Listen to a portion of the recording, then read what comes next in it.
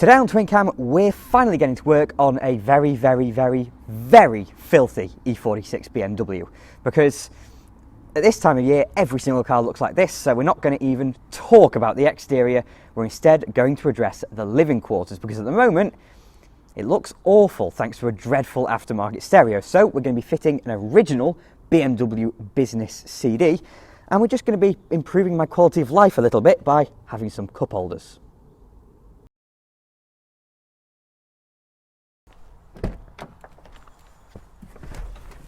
Oh, so let's start with the easy bit. Let's start with the cup holder.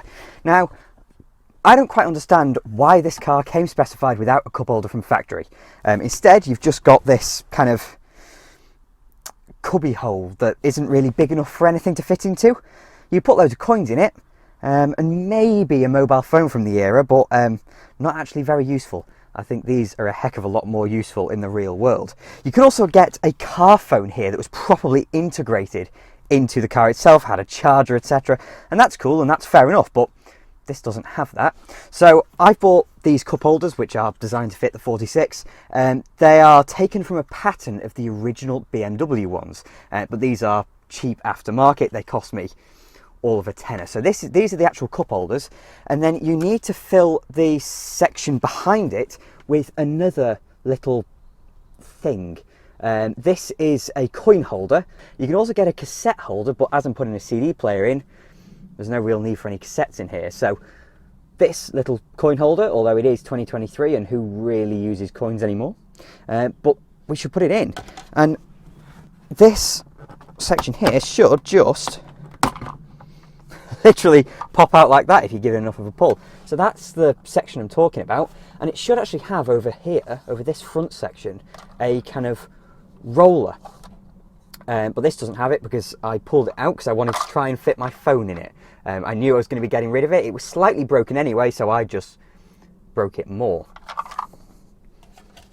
So I think the coin holder has to go in first because it's got this little lip on it here that the cup holder sits over. So, oh, this is quality. You can definitely tell where your 13 quid's going, because this just isn't at all the same level as quality as the BMW ones. I'm going to guess that one goes there. Make sure it is the right way around. I might have to go underneath that actually. Okay, I think they have to go underneath each other. So we've got these two little tabs on the end of here and the two little tabs there, and I think the tabs on the cup holder need to go underneath the tabs on there, so that it sits in flushly. So it needs to go in a slightly different order. So if we try and put it all in together,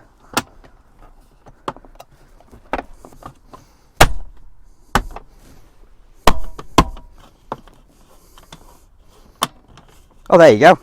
With a little bit of a wiggle and a nice tap, despite the fact that it is really dreadfully cheap, probably Chinese rubbish, they go in very well. And they work as well. I should have shown you while I had these out actually that I don't know how it works on the genuine BMW ones, but all that's holding the squishy things that hold a cup actually in the cup holder itself were essentially held in by elastic bands. So that is proper high quality there. So with our attention now turned to the radio, I think you can tell why I want to change this, because that's a quality install. That's proper Bavarian efficiency and quality. It's just a factory install. You'd never know. It rattles around like hell. It doesn't even fit into the dashboard, and these filler plates, because BMW don't use a standard size, are laughable. Laughably poor quality. Even worse quality than the cheap cup holder I've bought. So yeah, that is brilliant. Now, because BMW use a non-standard size for their radios, you actually need to take off this wood trim around here to get to it, and that's fine. I've got a little trim removal tool. I don't know where the rest of these have gone. This is the only one I have left now. I think I may have lost them when I was stripping, or I might have left them in a scrap Metro I was stripping last month. So genius. But it does have DAB, this radio, and I'm led to believe it's a very good aftermarket radio. But frankly, I don't care. Now, I believe this should just come out. Because, frankly, I mean, look at the state of the cage. That is not a quality... Oh, there you go.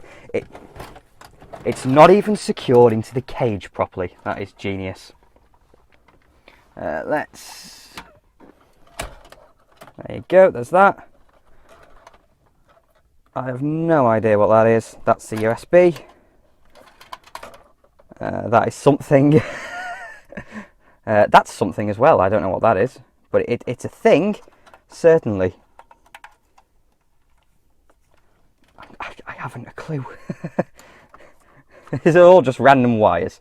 Anyway, that can just come out there. There you go. And the old radio's out. It's already looking a lot better because it looked rubbish. But yeah, as I said, I believe this is a very, very good aftermarket radio. It's a Pioneer DEH X8700 DAB. So it does have DAB radio. There is an antenna stuck at the top of the windscreen that you can't see. And that's great. And it's got Bluetooth, USB input so I can listen to my phone. That's all brilliant. And frankly, in an ideal world, I want to keep that. And in the end, I probably will get a CarPlay screen put in it.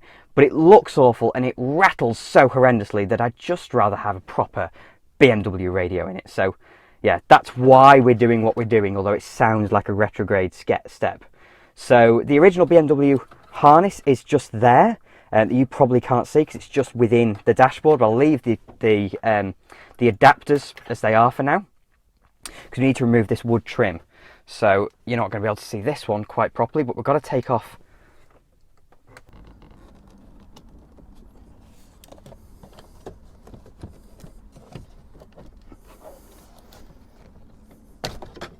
Oh, you won't quite have been able to see that, but not all the clips are actually intact there.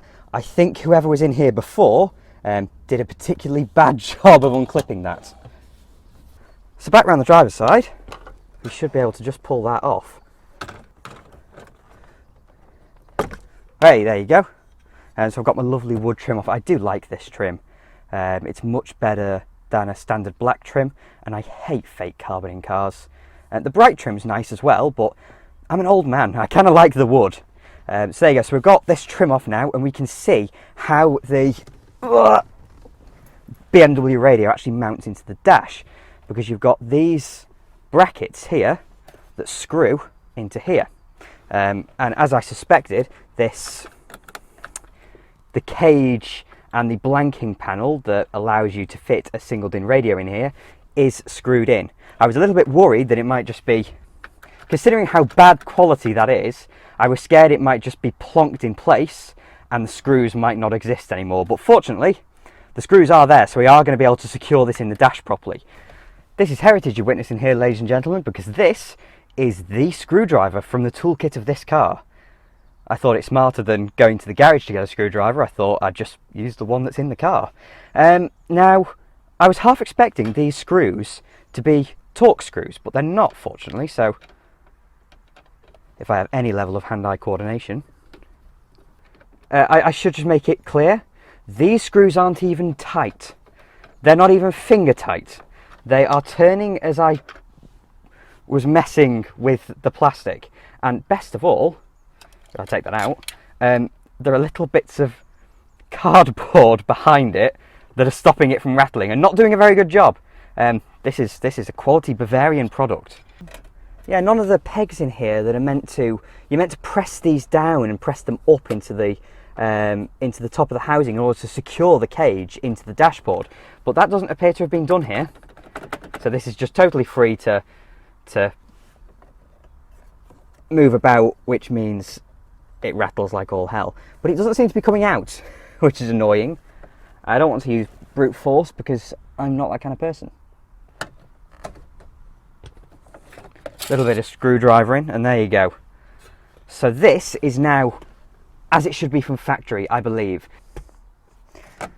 Now, having just routed around this for a little while, this Pioneer end is plugged into what looks like another adapter before it goes into the factory BMW harness, which is way down in the back of the dash, and it's all threaded behind a support in the middle so it doesn't get caught on the mechanism.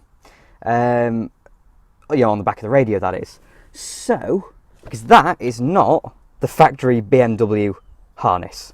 So if I can reach behind here and undo this, then that will make our life a lot easier, and I believe I just have done. That really didn't take long. Right, there you go. After long last and lots of scrapey hands, I managed to get this adapter loom out. So that is taking it from a standard DIN connector to Pioneer's own proprietary connector from the BMW one. So yeah, so that can go away and never be returned. And this that I've just pulled out the dash is the original BMW one.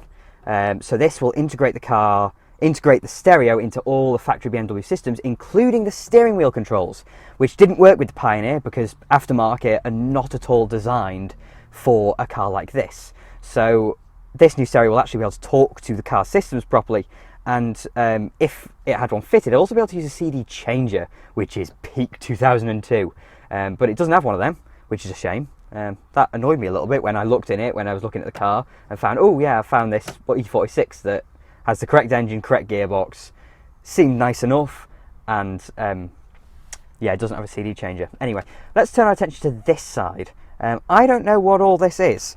I am going to make a wild guess.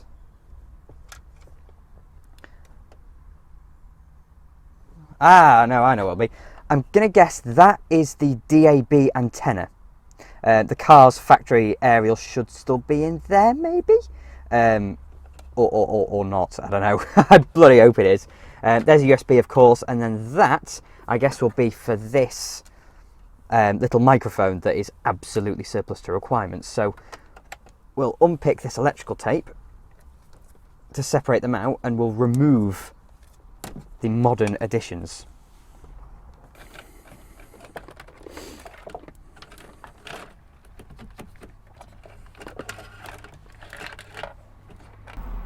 And it is out. Look at that. The USB, of course, that's got to come out as well. That comes up to down here. But the DAB antenna, I'm going to leave this in because I think I'm going to end up putting a CarPlay, essentially an Android tablet here. So for now, that can stay. Now, to get this USB thing out, we need to pull out this tray. Remove my sunnies. And I think this is just meant to, there you go, that was easy. That's just meant to pull out, and then we can just simply pull the USB out, and there you go. So that's that gone. But now for the radio itself. So this should just,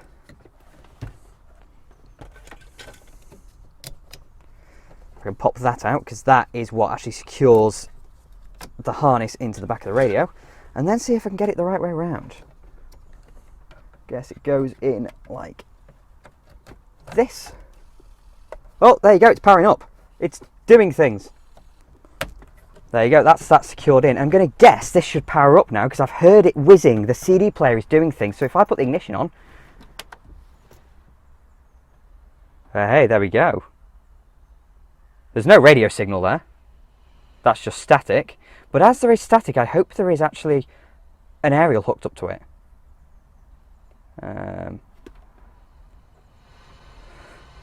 No, that should be radio 2, and there's nothing coming through it. So that's not a good sign. Let me do a bit of investigating. So I've started doing a little bit of digging and a little bit of research, and I've pulled off the carpet on this side of the boot to get to where I thought the stuff for the amplifier and the for the aerial would be. And now I don't know whether this is just the cars with the Harman Kardon stereo, but I believe there's meant to be an amplifier that's in there, and there's nothing there, and there's certainly no wiring around it, which makes me think that the amplifier's on this side and maybe the aerial module's on this side. Certainly, having just looked, there's a little bit of wiring peering through there, so I'm going to guess that there's a module behind there for the aerial, and the aerial, interestingly, is in the rear window of the car. There's no like shark fin or proper aerial on the roof. It's in the heated rear window element. So let's hope that's not buggered, and let's hope there's something unplugged down here, or there's something amiss that can be easily rectified. Down this side lies only more confusion. I can't take this carpet off altogether because there's the emergency fuel pull there. So the battery's down there. That is a little battery distribution box. And that, having just researched the wiring, that is the control module for the parking sensors, I'm led to believe. And there's nothing around here that really suggests aerial. That little bit of wiring that came down from the top that I thought might go into the rear window goes down there and just goes into the main loom, which then goes down the car. So I really don't know. Oh, unless that is something to do with it there. I've never worked on one of these cars before, so who knows, quite possibly. So I'll do a bit of research, figure out what that is, and then I'll come back again. Well, frankly, I haven't a clue. There might be something under the headlining or something on the parcel shelf. I'm not 100% sure. Again, I'm new to these cars, so I don't really know. The cars that I usually own have a radio and an aerial on the roof. It's very simple. This seems unnecessarily complex just for the sake of slightly better styling. But there you go, that's kind of modern-ish cars for you. So I'm just going to plug this in, despite the fact there's no radio reception, and just kind of live with it.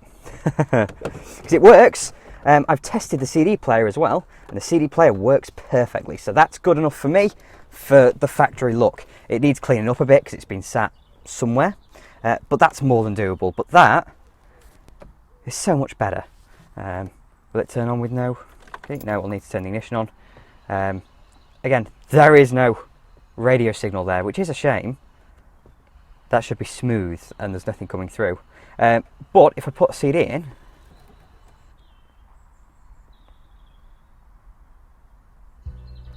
we get Bruce Springsteen, so that is a good thing.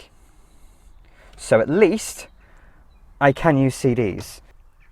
But as I said, CDs are going to be the thing that I use mostly in here. I don't listen to too much radio, listen to a little bit every now and then when it takes my fancy, but generally I tend to listen to my own music, whether that be from cassettes in the metros, probably CDs in this for the foreseeable future anyway. It would be nice, I mean it's not great not having a radio, but it would be nice to be able to plug in an FM transmitter, to be able to Bluetooth to my phone, to be able to transmit to the radio of this, to be able to listen to music.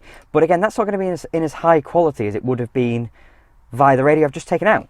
So if this sounds backwards to you, then yes, it is backwards. I must also say, actually, that obviously the radio I've just taken out didn't have any radio signal either, but it did have the DAB one, which is sat behind the rearview mirror. So I did have DAB, but again, I didn't really use it very much because I had CD in the CD player on that old one, so it doesn't overly matter. And in the future, again, this will end up going, but I will go away and do some research. I will figure out exactly how the aerial system works in this car, and then I should come back and do some troubleshooting, but that'll be in a different video. Today's priority is to, well, get a different radio in it, because frankly I'm sick of looking at this, at the stupid aftermarket one.